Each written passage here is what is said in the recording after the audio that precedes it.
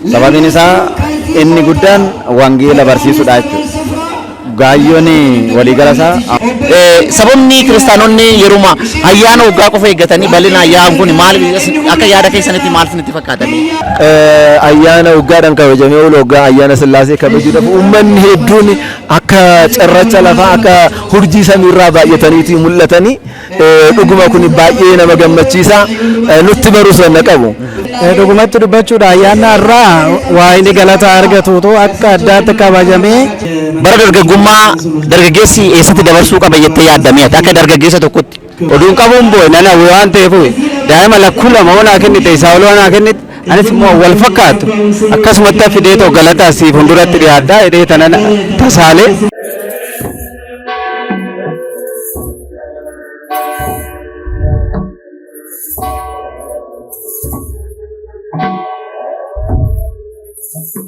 Akkam jirtu kabajamtoota daawwattoota keenyaa bakka jirtanitti nageenyi fi araarri waaqayyoo isiniif haa baay'atu jecha guyyaa irraa kana kan itti argamnu mana amantaa qulqulleetti Sillaaseetti. Egaa ayyaanni guyyaa irraa kana haala bal'aa ta'een kabajamaa jira.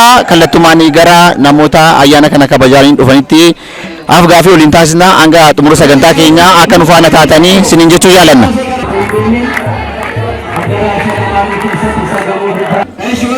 Kabajamtoota daawwattoota keenyaa amma kan biratti argamanii itti aanaa bulchaa mana kiristaanaa qulqulleetti Sillaasee kan ta'anii obbo Addisuu Kabbadaa ta'uu isaa faana turtii gaarii waliin qabanna. Addis baga siin ga'e. Baga waliin nu ga'e. Egaa baga geessee ayyaana kun akkamii? Ayyaanni kun ayyaana baay'ee nama gammachiisu baay'ee garaa hawwataa ta'een uummanni hawaasni beekoo danda'achaa jiru.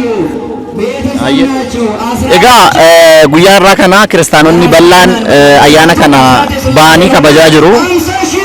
Kiristaanonni ayyaanota ji'aanis kabajamanii ol inni jiru akkasumas immoo gubaa'een yeroo kabajamu bal'inaan bifa kanaan hin ba'anii rakkoon isaa maal jettaniiti kan ilaaltan isin?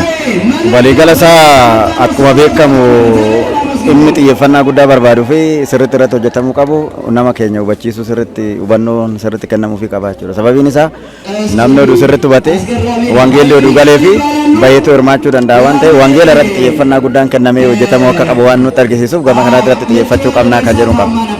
Kanaaf kana giddu galeessa godhateetti namni yeruma ayyaana waan adda addaatii fi darbee yeroo sanbataa naannoo kanatti dhufa. Garuu immoo kaayyoo isaa beekee galma isaa beekee maaliifan dhufa kan jedhu irratti hojjechuun dhimma xiyyeeffannaa guddaa qabuu fi waan irratti hojjechuu qabdu manni amantaa kan jedhu qaba. Egaa manni kiristaanaa sirriitti kan oomishuu qabdu tajaajilni guddaan qabdu kiristaanonni akka dubbii sagalee waaqayyoo baratanii sirriitti irratti hojjechuudha. Akka mana amantaa keenyatti yookiin akka dabrii kanatti wanti sirriitti irratti hojjetamee ni jira. Waliigala isaa ammite wanni sochiiwwan adda addaa jira. Sababiin isaa waldaan duuka bootaa naannoo kanatti hundeeffamee sochiiwwan adda addaa gaggeessaa ture. Barattoonni dubbataas akkuma dargaggoonnis barumsawwan adda addaa barumsa wangeelaa barachuun jalqabbiiwwan adda addaa jira waan ta'eef kun xiyyeeffannaa guddaatti kennamee deemamuu qaba. Sababiin isaa inni guddaan wangeela barsiisuudha jechuudha. Gaayyoon waliigala isaa amantaa cimsuu dura amantaa irratti hojjechuu akka qabnu kan jalqaba isaa irratti hojjechuu qabnu wangeela waan ta'eef wangeelli irratti xiyyeeffannaa guddaa barbaada. Ammas namoonni baay'een gama kanatti dhufan gara kanatti dhufanii akka baratan yookaan immoo wangeela akka baratan gochuu irratti hojjechuu irratti dhimma xiyyeeffannaa guddaa barbaada waan ta'eef irratti hojjetamuu akka qabu argisiisa. Jalqabbiin jira. Jalqabbiin kun garuu cimee deemuu qaba. Qaamni adda addaa iddoo adda addaa jiru mana amantaa dabalatee qaamni sagal hundi isaa irratti hojjechuu akka qabu argisiisa jechuudha. Galatoomai dhumarratti amantootaaf ergaa isin dhaamtan maalidha? Ani akka nama tokkootitti amantootaaf kanan dhaamu qaamni hundi isaa wangeela barachuu akka qabu xiyyeeffannaa guddaa kennee gamanatti dhufee qaalii waaqayyoo barachuu akka qaban naannoo kanatti akka isaan dhufanii barachuu qaban irratti hojjetamuu akka qabu kan jedhuun qabaachuu. Keenya akka deemnee qaama kanarratti hirmaannee hundi keenya gahee keenya naannoo kanatti bahuu qabnu dhaamsa dabarsaa. Yaada keessa waan nu qoodaniif guddaa galatooma. Galatooma.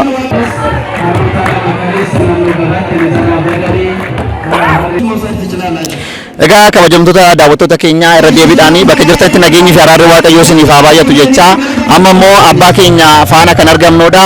Egaa abbaa keenya baga isiniin ga'e maqaa keessanii fi gahee hojii keessanii. Ameen baga waliin nu ga'ee maqaan koo liqaa lafa duuba hiruu zallaqan jedhama. Ga'een hojii kootii biyya lallabaa magaalaa Shaggaritti kutaa mana lubummaa sulultaa fi mana abbichuutti barreessaa olaanooti. Ayyee guddaa galatoomaayi mee abbaa keenya ayyaanni guyyaa irraa kan egaa kiristaanonni bal'inaan ba'anii kabajaa jiru. Ayyaanni irraa kun sababa inni itti kabajamu inni guddaan isaa maalidha? Duraan dursee addunyaa mararra kan jirtan kiristaanota hundaaf baga ayyaana Sillaasee waggaadhaan kabajamee wali kana isin ga'e jechuun barbaada. Itti aansuudhaan akkuma beekamu ayyaanni guyyaa irraa Sillaasee kan kabajamuuf Sillaaseen gabaabumatti nama Abrahaam jedhamutu jira. Abrahaam kun immoo maatii isaa dhiisee qe'ee isaa dhiisee kan godaane Waaqayyoof kan leeyyaamedha. Yaa ta'u malee namni kun qabeenya isaa hunda keessummaa nama yeroo mara keessummaa simatu osoo keessummaa hin argatiin nama midhaan hin nyaanne ture. Haa ta'u malee seexanni immoo hojii gaarummaa isaa kanarratti hojii isaa kanarratti yeroo mara akkuma beekamu seexanni nuti waan gaarii gaafa hojjenne kan beela gaafa beela baafne kan dhoobate gaafa absuu baafne hin jaalatu waan ta'eef irratti hinaafetu namni suni Abrahaam kun akka keessummoota hin simanne keessummoonni karaa isaa akka hin deemne hin taasise gabaabumatti seenaan isaan beekamaa. Yaa ta'u malee dhumarra Sillaaseen guyyaa har'aa kana karaa Abrahaam deemaniitoo keessummaa ta'aniitoo mana Sillaaseetti argamanii mana Sillaasee guyyaatti eebbisan. Abrahaam immoo akkuma beekamu jaarsa guddaa waggaa 100 oliiti. Haati manaa isaa immoo Saaraa jedhamtu. Isaan lamaanuu Waaqayyoof abboomanii warra jiraatan gaa'ila isaanii eeganiitoo warra jiraatan. Haa ta'u malee Waaqayyo duraan dursee sanyii keessan akka cirracha lafaa nan baay'isa jedhanii ture. Haa ta'u malee wanta kana abdiidhaan eeganii Saaraan gaafa waggaa 90 taatu Abrahaam nama 100 umurii isaa waggaa 100 gaafa ta'u Waaqayyo Sillaaseen mana isaatti argamaniitoo guyyaa har'aa kana isaaniifillee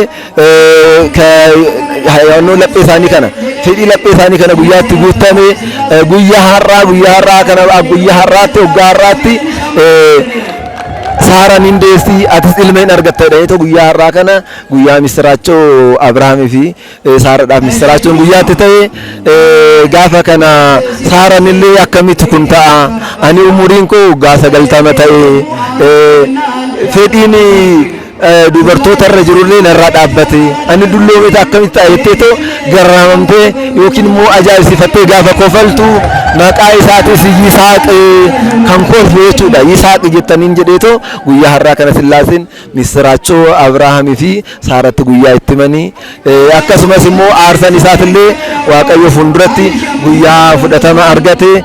Guyyaa Sillaaseen keessummaa ta'anii gaafa nama dhabeetoo inni hagawuusaa guyyaa irraaf gaafa buletti Sillaaseen nama fakkaatanii jaarsa fakkaatanii tokkummaa fi sadummaadhaan mana Abrahaamitti argamaniitoo Abrahaamii fi Saaraa guyyaa itti eebbisanii jechuudha. Gabaabumatti guyyaan har'aa kun dhugumatti guyyaa har'aa kana ayyaana guddaadha. Egaa Waaqayyoon namni abdate yoomiyyuu hin kufu. Waaqayyoonis immoo guyyaa mana Abrahaamitti itti argamedha. Mee dhumarratti abbaa keenya kiristaanonni hedduun yeroo ayyaana qofa gara mana amantaatti ni deddeebi'u. Yeroo gubaa'een jiru akkasumas immoo yeroo ayyaanonni ji'aan kabajaman irree kiristaanonni bal'aan karaa mana kiristaanatti dhufanii sababni kiristaanonni yeruma ayyaana waggaa qofa eeggatanii bal'ina ayyaan kun maal akka yaada keessanitti maal isinitti fakkaatanii? Galatoomii mangee egaa guyyaa har'aa kan akkuma arganu ayyaana waggaadhaan kabajamee oolu waggaa ayyaana Sillaasee kabajuudhaaf uummanni hedduun akka cirracha lafaa akka hurjii samiirraa baay'ataniitii mul'atanii dhuguma kun baay'ee nama gammachiisa nutti baruu sanna qabu. Egaa akkuma jette barmaatilee tokko jira uummata keenya keessattuu uummata Oromoo biratti jechuudha. Guyyaa tokko gaafa cuuphamu hin dhufa cuuphaadhaan booda gaafa ayyaana eeggatee gaafa xinqataa gaafa Sillaasee gaafa maaramii waggaadhaan eeggatee dhufa. Garuu kiristaan isa ta'uu hin qabu. Namni maqaa Sillaaseetiin ilmummaa mucummaa Sillaasee fudhate yeroo mana amantaa keessatti argamee sirna qulqulleessa irratti argamee sirna qulqulleessa kanarratti hirmaachuu qaba. Isa qofaa miti yeroo namni namaa cubbamaadha. Mana amantaa kana keessa deddeebi'ee gaabbii seenuu qaba. Gaafa sanbataa sirna qulqulleessaa kanarratti gaafa ayyaana ji'aatillee akkasuma yeroo kana manni amantaa keenya waggaadhaa hanga waggaatti wangeela lallabdii akkasumas immoo gaafa sanbataallee wangeela lallabaa ji'aan gubaa'ee ni qophaa'a. Gubaa'ee bichaan osoo eeggatiin yeroo mara mana amantaatti argamuu akka qabnuun aarsaa koo ergaa koo dabarsa. Kanarraa kan ka'e amma namoonni barmaatilee kanarraa kan ka'e wangeelli akka waan hin lallabamne shakkitoonni mana amantaa keenya keessatti maaliif hin dhufnu waan ta'eef dhufnee hin barannu waan ta'eef wangeelli akka lallabamu hin beeknu. Sagalee waaqaa baruu wangeela mootummaa lallabamu kana seeran baruu hin dandeenye jechuudha, beekuu hin dandeenye. Beekuu kan dandeenye immoo gaafa mana amantaa kana keessatti hirmaanne lallaba ergaa mana amantaa kana keessatti darbu osoo hin hubatiin mana kana keessatti immoo mana amantaa ortodoksii kana keessatti immoo akka waan wangeelli hin lallabamne fakkeessanii shakkitoonni yeroo kana namoota baay'een walaa fudhachaa jira waan ta'eef egaa kan ergaan koo hin dhuma namni kamiyyuu gaafa ayyaana waggaadhaan kabajamee oolu gaafa xinqaxaa gaafa sillaasee gaafa maaramii gaafa gabreelii qofa eeguu dhufuu osoo hin ta'in sanbata torbeedhaan akkasumas immoo galgala waariin booda yeroo mara wangeelii lallabama waan ta'eef isarratti illee hirmaachuu qaba. Gaafa sanbataa sirna qulqulleessa irratti hirmaachuu qaba. Manni amantaa ortodoksii kun immoo kan hunda keenyati malee kan saba tokkooti waan hin taaneef kan saba hundaati waan ta'eef hundumti keenya asirratti mana amantaa kana keenya keessatti arganneetu mana amantaa keenya kunuunsuu qabna. Nutis immoo kunuunfamuu qabna. Wangeela barachuu qabna.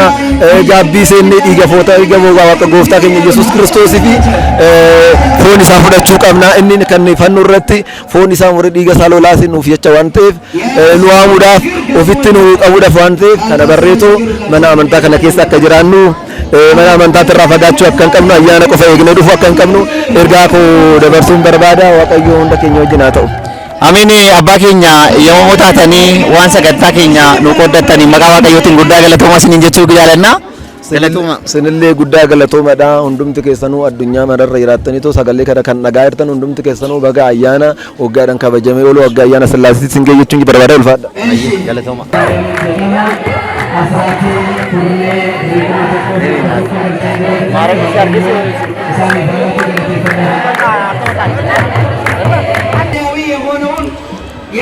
Egaa kabajamtoota daawwattoota keenya ammas afgaafiin keenya akkuma itti fufutti jira. Aga xumura sagantaa keenyatti akka nu faana taatanii maqaa Waaqayyootiin sin gaafanna.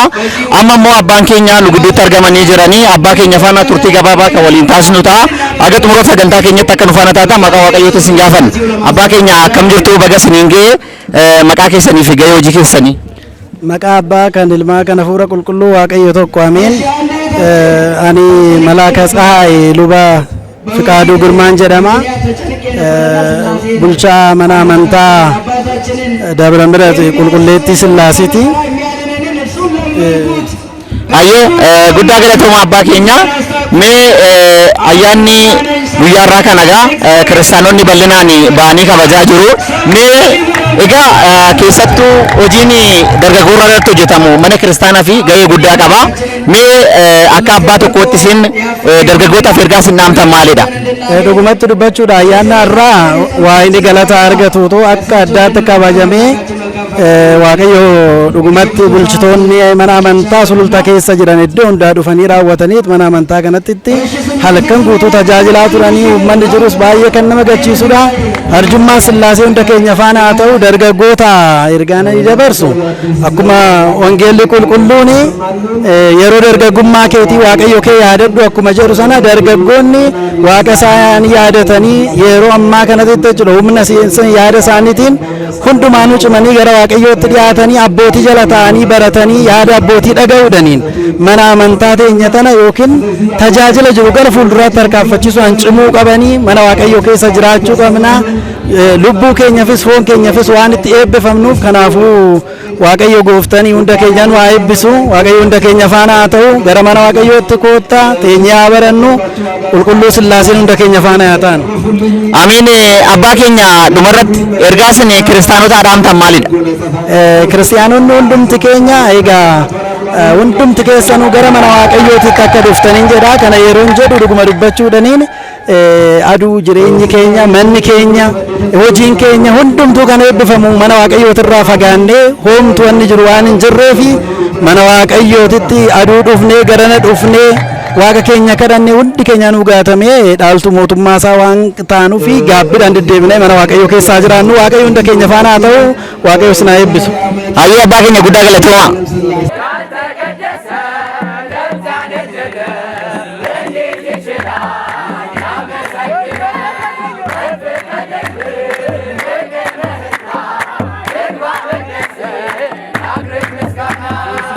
Egaa kabajamtoota daawwattoota keenya irra deebiidhaan amma immoo kan nu bukkeetti argamu obboleessa keenya itti gaafatamaa waldaa dargaggootaa magaalaa Sulultaa mana kiristaanaa qulqulleetti Sillaasee kan ta'anidha.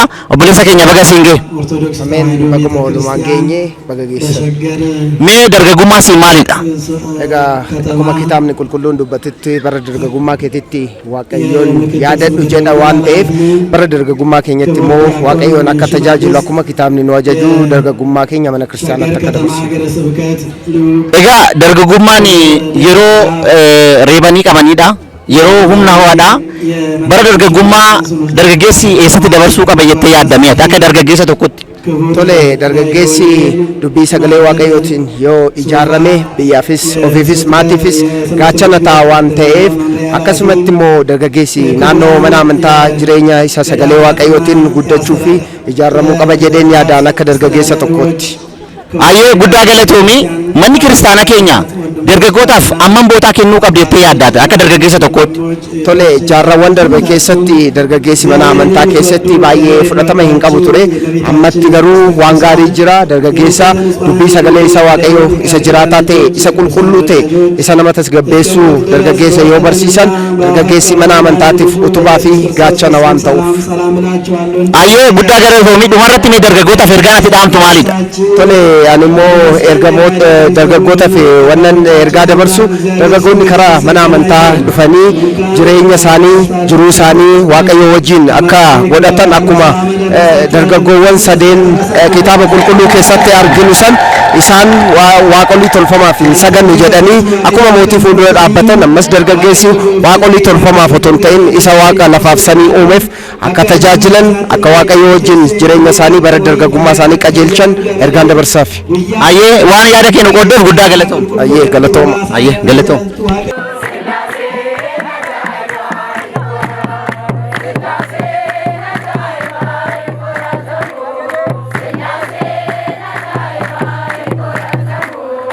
Egaa kabajamtoota daawwattoota keenya amma immoo kan nu bukkeetti argamu waldaa dukaboota wiirtuu sulultaa keessatti barreessaa kan ta'anii dargaggoo Digaafee faana argamna. Baga siin ga'e obboleessa ko. Baga walumaan ga'e. Egaa waldaan dukaboota akkuma beekamu tajaajila mana kiristaanaa keessatti qooda guddaa qaba.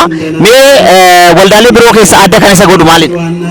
Tole galatoomii yaa waldaan dukaboota adda kan isa godhu tokko hawaasa fakkaatee tajaajila aadaa saafuu hawaasaa kabajee afaan hawaasaatiin tajaajila.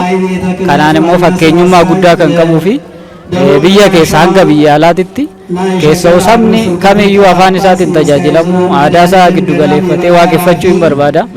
Garuu immoo bara dheeraadhaaf mana kiristaanaa keessatti waan akkasiin turre waan ta'eef waldaan dukaboota immoo keessoo 2004 irraa kaasee bal'inaan yeroo gabaabaa keessatti ariitii guddaadhaniin kana giddu galeeffatee tajaajiluudhaan adda kan ta'ee fi fakkeenyummaa guddaa kan qabudha jechaadha. Ayyee guddaa galatoomii mee ayyaanota hoggaan kabajamanii oolan keessattuu guyyaa irraa kanas kan argamnu mana amantaa qulqulleetti Sillaasee keessatti tajaajila guyyaa irraa kanatti waldaan dukabootaa qooda akkamii fudhateera? Tole waldaan dukaboota ayyaanota waggaadhaan kabajamanis keessoo kan dirree irratti kabajamanis hunda irrattuu argamee barattoota dilbataa wajjin tokko ta'uudhaniin akkuma siin jedhe aadaa afaan hawaasaa bifa calaqqisiisuun bifa hawaasa gammachiisuu danda'uun tajaajilaadha. Har'as immoo ayyaana haga adoolessa torba kabajamu kana waggaa waggaadhaan asitti argamee bifa ho'aadhaan faaruudhaan kan tajaajilu akkasumas immoo bifa hirmaannaa hunda galeessa bifa qabuun jechaadha kan tajaajilu. Galatoomii egaa tajaajilli inni kennu daa'ima irratti haadholii irratti abboota irratti dargaggoota irratti hojii waldaan kun amma hojjechaa jiru maal fakkaata? Egaa waldaan dukaboota wanni inni irratti hojjechaa jiru keessaa tokko umurii hin daangessu daa'imman irraa kaasee dargaggoota dabalatee dabalataanis immoo yeroo baay'ee tajaajila keessatti kan hin hirmaanne haadholii abbootii bifa isaaniin maluun akka isaaniitti qoqqoodee sagantaa baasee barsiisaa jira. Keessoo wiirtuu irratti immoo isa kana sirrumatti irratti hojjechaa jira jechaadha. Baadiyyaa irrattis immoo tajaajilli inni kennu daa'immanii fi dargaggoota irratti akkasuma immoo gulantaa umurii hunduma irratti sirriitti hojjechaa jira jechuudha. Kan ammoo cimsee kan itti fufu ta'a jechaadha. Ayyee obboleessa keenya yaada kee waan nu qooddeef guddaa galatoo. Galatoomate. Ayyee.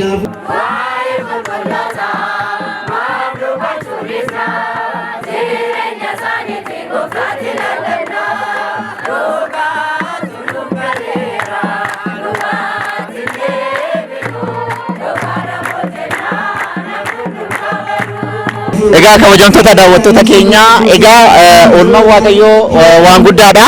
Guyyaarraa kana immoo maatiin kun kan nu biratti argamanii akkuma jalqaba isteejii irratti dhageenye waaqayyo kadhadhee guyyaarraa kana waan waaqayyo irraa kadhadhe sana argadhee jira jetta. Mee maqaa keetii fi akkaataa yeroo sanatti waaqayyo kee itti kadhatte akkam ture be? Ani maqaan kiyya Waldayaanis jedhama yookiin Alamaayyoo Magarsaatan jedhama. Kanan dhufe asuma. Kaza guyyaa tokko asitti lallabaa hin dhufe aduma kadhachuu dhufe. Kadhachaa dhufe tananii qeesii walda Mikaa'el kan jedhamu tokko lallabaa ture. Waa'ee Yaarikoon lallaba. Kaza Yaarikoon akkamitti akka diigame maal achan ta'aa jira. Kaza laphee keetti dhufe nan yaadee shedheen ana waan ta'eef waan lama shedheen na fuuldura dhudhufa. Yaa Sillaaseen jedheen anan hawwe kana yaade kana daa'ima qaba namni oduu qabaatiin boo oduun qabuun boo nan hawwe waan ta'eef daa'ima lakkuu lama onaa kennite isaa ol onaa kennite anis immoo wal fakkaatu akkasumatti fidee too galataa si fuulduratti dhiyaaddaa jedhee tanan tasaalee kaza inuman argadde muda tokko malee bono babbareede waan kana naa kenne ilmaan dhiira. Eeyyan amma gaa silaa daa'ima qabda jechuun osoo daa'ima qabdu oduu dhala qabdu sababni ati akka maatii dabalata argatu isaas maal ture? Hawwiin kee maal ture? Maal barbaadda turte waaqayyo irraa? Daa'ima akkamii barbaadda turte? Ilma dhiiran barbaade. Ilma dhiiran barbaade lakkuun barbaade bakka wallaa fakkaatu wal qixxeechi naa kennin jedheeni wal qixxeechatu naa kenne Sillaaseen. Ayyee guddaa galatoomne hojii waaqayyo guddaadha. Baga gammadde. Hojii walumaanuu. Mee ergaan ati qabdu maali?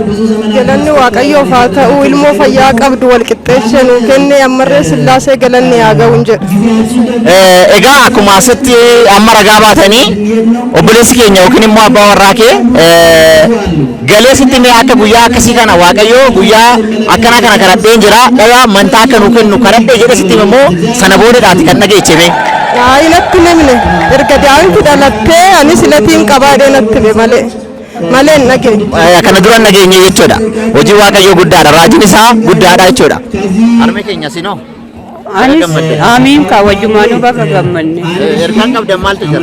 Anis sirrittan gammadee keessa kiyyatti mucaa kiyyaan gafa dubararreen qabaa lama qaba dhiira argachuudhaan nan gammada. Sila kanaatiif Sillaaseen galata argata. Gammaddanii jirtanii jechuudha. Gammadee sirritti. Egaa jabaadhaa baga gammaddanii gammachuun kun yeroo hundaayyuu dachaa ta'ee isiniif haa deebi'u. Ayyee galatoomas. Sagantaa kana dursaa kan ture ani mootii dinquutii akkasumas immoo ogeessota kaameraa waliin ta'uudhaan sagantaa kana isin biraan geenyee jirra. Aga yeroo kanatti kan nu gargaare maqaa waaqayyoo kan ulfaatii fi kan kabajame nuuf haa ta'u turtii gaarii nuu qabaadhaa.